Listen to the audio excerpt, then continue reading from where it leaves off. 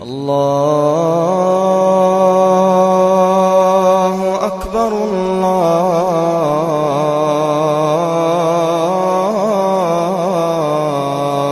اکبر۔ بین الاقوامی T V channel اب پاکستان کے ٹی وی کے اوپر آنا شروع ہو گیا ہے اور اسے بڑی پرائم لوکیشن کے اوپر لایا جا رہا ہے۔ ARY کے آگے پیچھے ابھی ہم کل ہی پڑھ رہے تھے کہ وہ دیکھا جا رہا ہے، تو ان کا ٹی وی، اس کے ذریعے سے ان کی تبلیغ وہ بھی پاکستان میں، اور پاکستان میں ان کے مراکز اور بین الاقوامی دباؤ۔ اور ابھی ٹرمپ کے ساتھ ملاقات میں ٹرمپ نے بھی یہ بات سامنے رکھی اور یہ کہا جا رہا ہے کہ جو 15 مطالبات امریکی حکومت پاکستان سے کرنے جا رہی ہے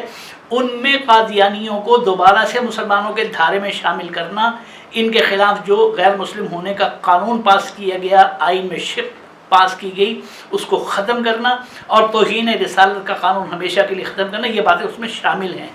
اور اس سے بھی زیادہ انتہائی خطرناک اور پریشان کن بات یہ ہے کہ اقوام متحدہ کی طرف سے بھی تیاریاں کی جا رہی ہیں کہ کچھ پابندیاں جو ہے نا وہ ایسی لگا دی جائیں کہ یہ قانون ختم ہو جائے۔ اس لیے پورے پاکستان کے تمام مسلمانوں کو حقیقی معنوں میں بیدار، متحرک اور فعال ہونے کی ضرورت ہے۔ یہ اسلام کے اوپر مر مٹنے کا موقع آیا ہے، اور اس موقع پر خالی نعرے بازی، یا اگر کوئی بندہ یہ چاہتا ہے کہ میں اپنی دکانداری یہاں پہ چمکاؤں، تو اس سے بڑی اسلام کے ساتھ دشمنی اور کوئی بھی نہیں ہوگی۔ ایک اور آخر میں بات میں عرض کرنا چاہتا ہوں کہ سوشل میڈیا کے اوپر قادیانیت کے حوالے سے محض اتنا کہہ دینا کہ جی میں قادیانی کو کافر سمجھتا ہوں، اسے مسلمان سمجھنے والے کو کافر سمجھتا ہوں، اپنے جذبات کا اظہار تو ہے، بات درست بھی ہے، لیکن اتنا کافی نہیں ہے۔ ضرورت اس سے ذرا آگے کی ہے، اور انشاءاللہ ہم کوشش کریں گے کہ اس ضرورت کو جتنا ہم پورا کر سکتے ہیں، لیکن میں نشاندہی کر دوں تاکہ ہمارے اور مسلمان بہن بھائی اس میں زیادہ تیزی سے آگے بڑھ کر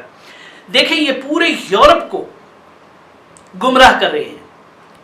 تو یورپ والوں کو یہ بتلانے کی ضرورت ہے کہ حضرت عیسیٰ مسیح ابن مریم علیہ السلام کے بارے میں یہ کیا کیا بکواس کرتا رہا ہے۔ اس کی وہ عبارتیں نکال کر ان کی کاپی کر کے، وہ کاپی پیسٹ اور اس کے ساتھ انگلش میں ٹرانسلیشن یہ لگائیں، اور پورے یورپ میں جتنا پھیلا سکتے ہیں اس کو پھیلائیں، تاکہ ان کا اصل